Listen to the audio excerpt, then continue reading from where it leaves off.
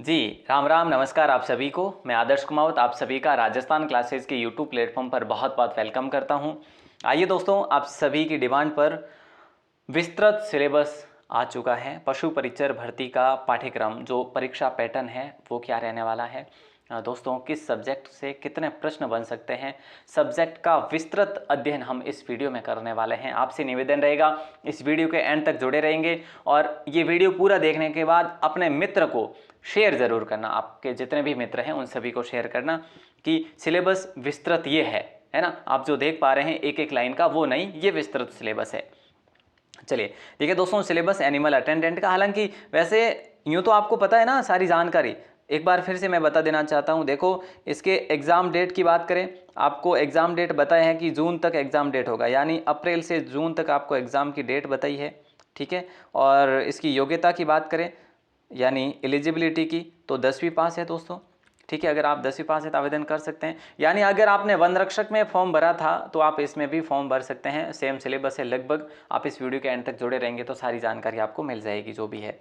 ठीक है, और 13/10 से फॉर्म शुरू हो रहे हैं। 13/10/2023 से लेकर 11/11/2023 तक, 11/11 में, यानी 28 दिन तक आपके फॉर्म चलेंगे। बाकी जो भी जानकारी है, वैसे हाँ, 18 से 40 वर्ष वाले यहाँ पे आवेदन कर सकते हैं। 18 जिनकी न्यूनतम आयु, 40 वाले भी आवेदन करेंगे और 5 वर्ष की छूट भी है, तो 45 वर्ष तक आप आवेदन कर सकते हैं। हालांकि जो आपका एज इलेक्शन जिस कैटेगरी के हिसाब से, वैसे आप देखकर आवेदन करें।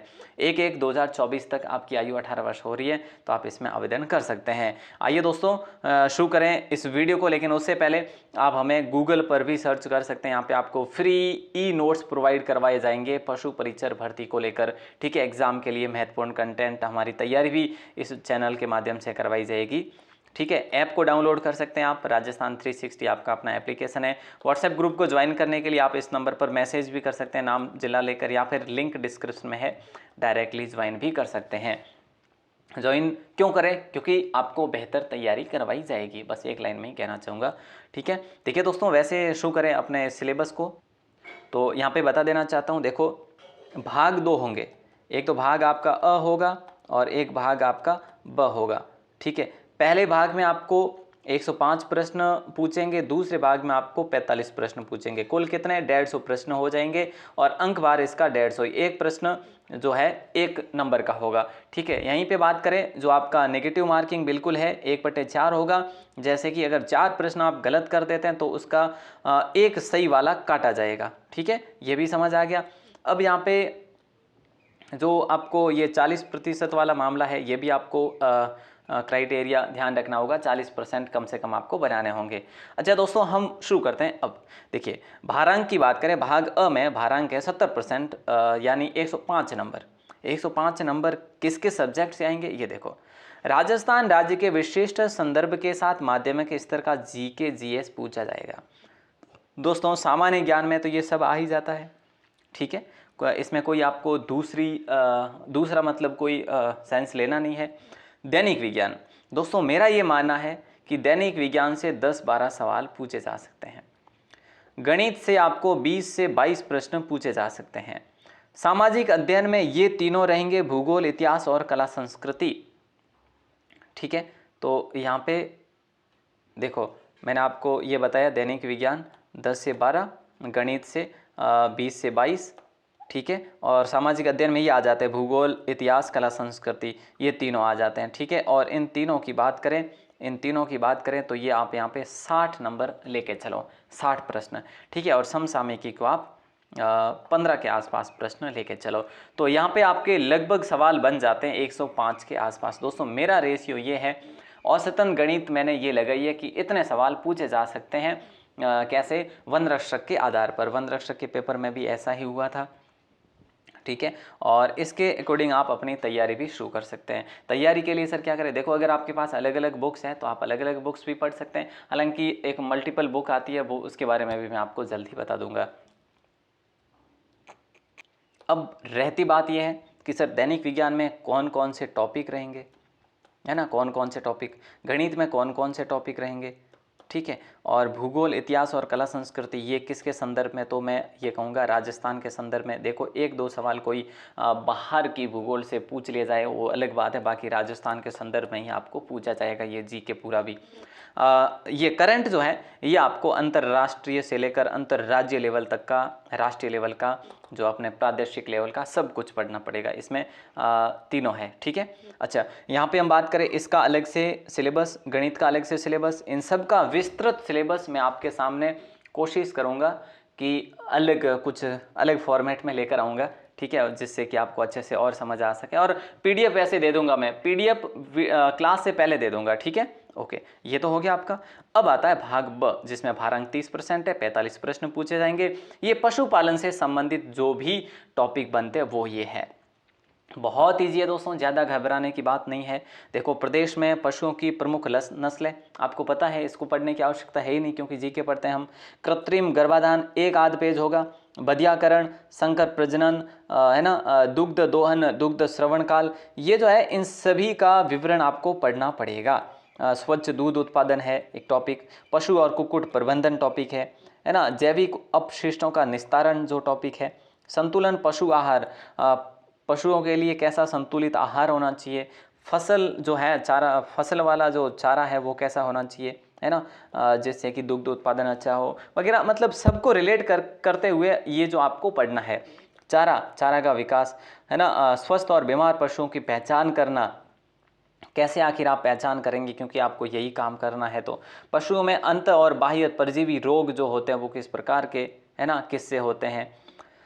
पशुओं में टीकाकरण, अगर पशुओं में रोग हो जाए तो फिर उसके लिए टीकाकरण क्या हो और रोग से पहले क्या टीकाकरण हो, है ना, उसको रोकथाम के उपाय क्या हो सकते हैं। पशुधन प्रसार आपको करना होगा। भेड़ बकरियों का स्वास्थ्य कैलेंडर आपको जारी करना होगा, कैलेंडर के माध्यम से आपको चलना होगा, है ना।